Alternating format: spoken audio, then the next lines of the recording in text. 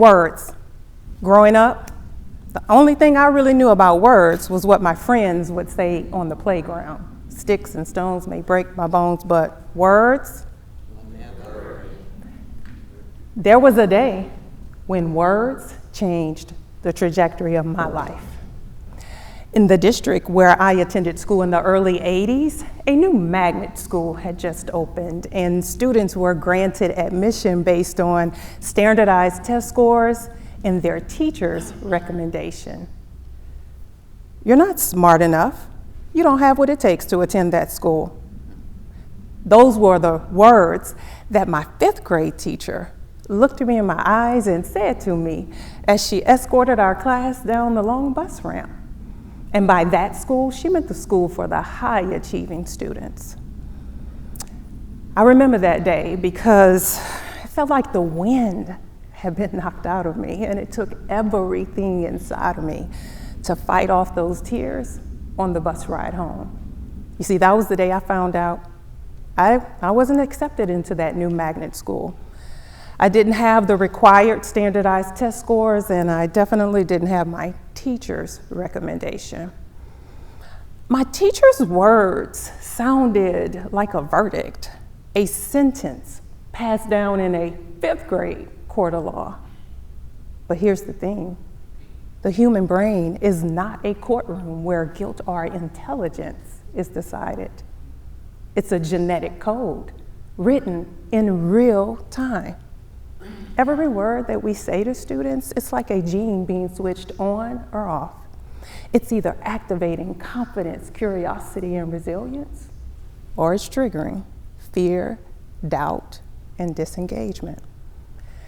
And just like DNA carries the instructions for life, the language that we use in the classrooms with our students, it writes the blueprint for how students see themselves and what they believe they are capable of. And that's what I want to talk to you about today. Not just teaching, not just positive reinforcement, but rewiring.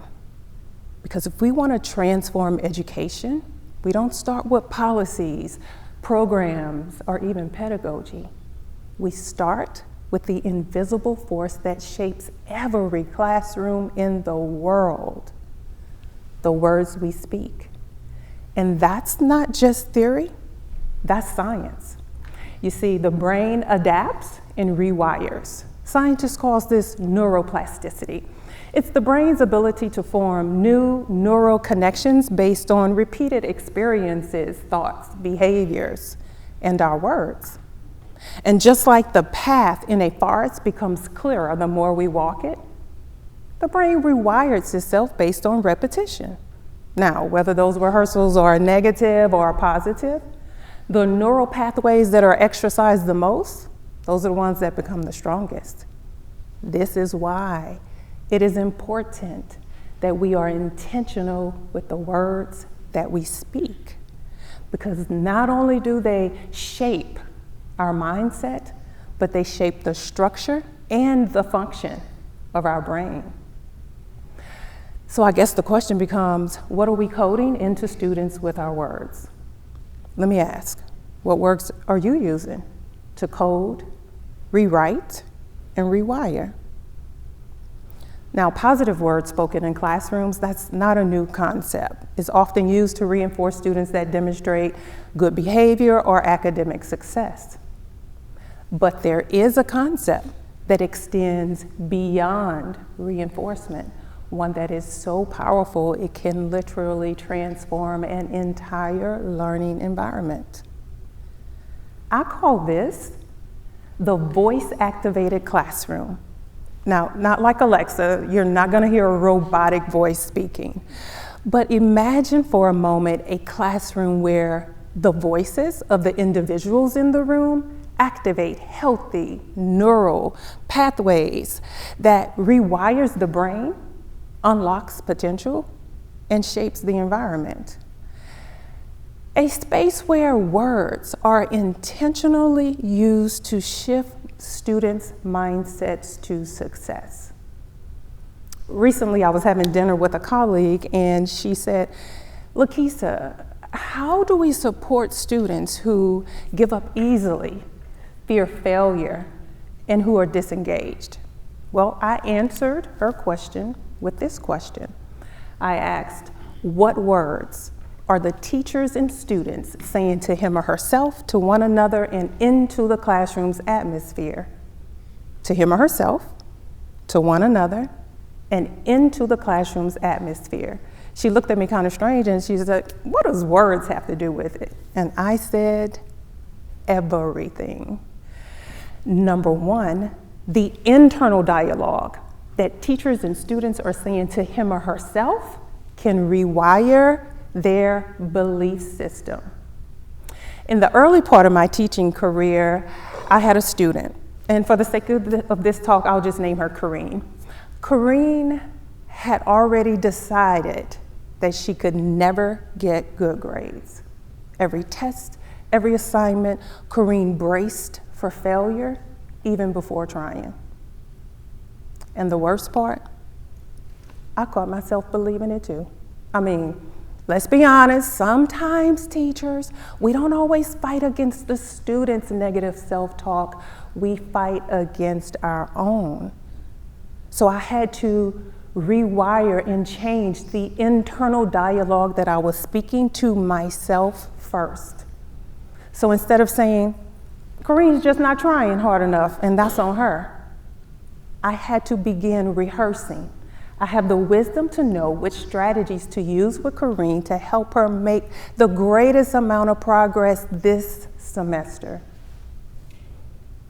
The transformation before my very eyes, it came when I actually saw Corrine started changing her own words. So instead of her saying, I never get good grades, Corrine started saying, I'm getting better at this every day. And before long, Corrine's words influenced her belief, which influenced her academic behavior. And by the end of the semester, y'all, Corrine became the most improved student. And I was like, yes, that was a win. I did the happy dance that day. But it started when we rewired our belief system and when we changed the internal dialogue that both my students and I were speaking to ourselves. That's pillar number one of the voice-activated classroom, and it led the foundation for pillar number two, the words that teachers say to students and that students say to their peers can unlock potential. One other year, I had a student who I'll just call Sam for the sake of this talk. Sam was physically present, but mentally absent, slouched, hood up, disengaged. Have you ever had a student like that? Every classroom had labeled Sam as lazy, careless, and inattentive. And when a student starts to hear those words enough, they believe them. But here's the truth. Disengagement is not disinterest. It's self-preservation. Sam had learned that checking out was safer than trying and failing. So to reach him, I couldn't force engagement, but it was important that I rewrite the words Sam believed about himself. So I would go to Sam in the back of the class and I would say, Sam, I see you sitting back here watching. You're not disengaged, you're observing. And I love that about you because that means you have something important to say and I can't wait to hear it. Now, of course, Sam shrugged it off. He didn't want to hear what I had to say, but it didn't matter because the brain listens to repetition. So the more and more I repeated those words to Sam, the harder it became for him to ignore them. And I even convinced the students in the classroom to change the words that they were saying to Sam. So I would hear them saying things like, Sam, man, you're smart. Why are you acting like you don't know this? You got this, dude. Weeks had passed, and I remember we were in a very deep discussion in history class, and I decided to say something to Sam. So I said, Sam, what's your take on this? And instead of shrugging, instead of looking away, Sam contributed to the classroom's discussion, and I was like, whoa, you better go, boy. That was a win. I did the happy dance again that day. But it started when we created intentional opportunities for forward-thinking, life-producing phrases to be spoken by me to my students and by my students to their peers. This unlocked Sam's potential. And it also became the pillar and led the way for pillar number 3 of the voice-activated classroom.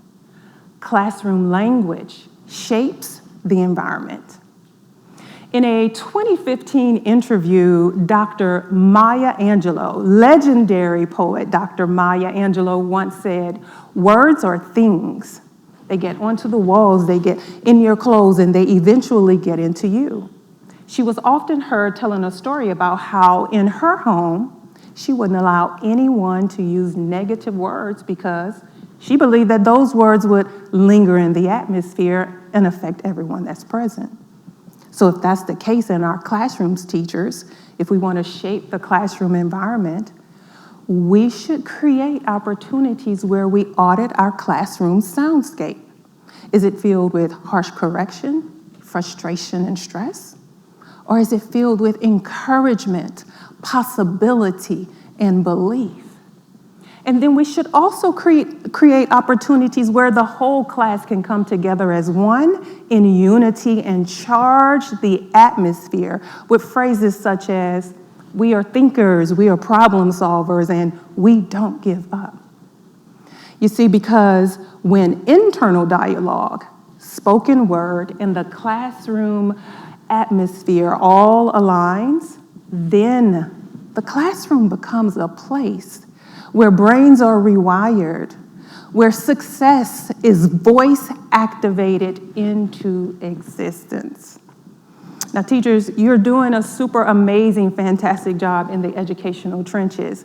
And you may be thinking about a student who you may say, this is not going to work with that particular student. Because guess what? I once thought the same thing until I saw the results of the voice-activated classroom on my own school campus, elementary, middle, and high school.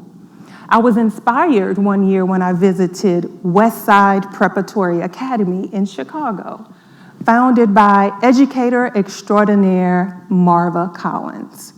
I witnessed the power of intentional words as I walked the hallways of that campus.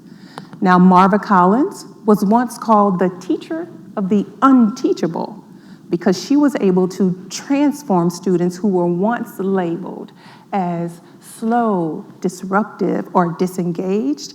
She transformed them into confident scholars who ended up scoring grade levels higher on their standardized achievement tests, proving that words spoken with intention have the power to shift a fixed mindset to a growth mindset. I'm standing here before you today, not because of the words that my teacher said to me, but because my mother taught me the power of words and how to rewire and rephrase my brain with new words. And those new words influence my belief, which influence my academic behavior. And just 7 months after that pivotal moment in 5th grade, I was accepted into the very school that my teacher told me that I was not smart enough to attend. I finished with honors, and many years later, I became a teacher at that exact same school. And I furthered my career as a school principal. This real-world experience that I've brought before you today, it brings to life the theory that we've unpacked. Every day, in every classroom, a code is being written. A code that tells students who they are, what they can do, and who they will become. Now, the question isn't if the code is being written. The question is, who's holding the pen and what are their intentions? I challenge you, when you go into your classrooms tomorrow, look at your students and speak to them according to who they will become, not to who they are now. And regardless of what takes place outside of the four walls of your classroom, do whatever it takes to make sure that when students are in your classroom, you speak greatness into them. They speak greatness into themselves and their peers. And together you speak greatness into the classroom's atmosphere. Why? Because words rewire. Words unlock potential, and words shape environments. And you know as well as I do that these combined create a great future. Thank you.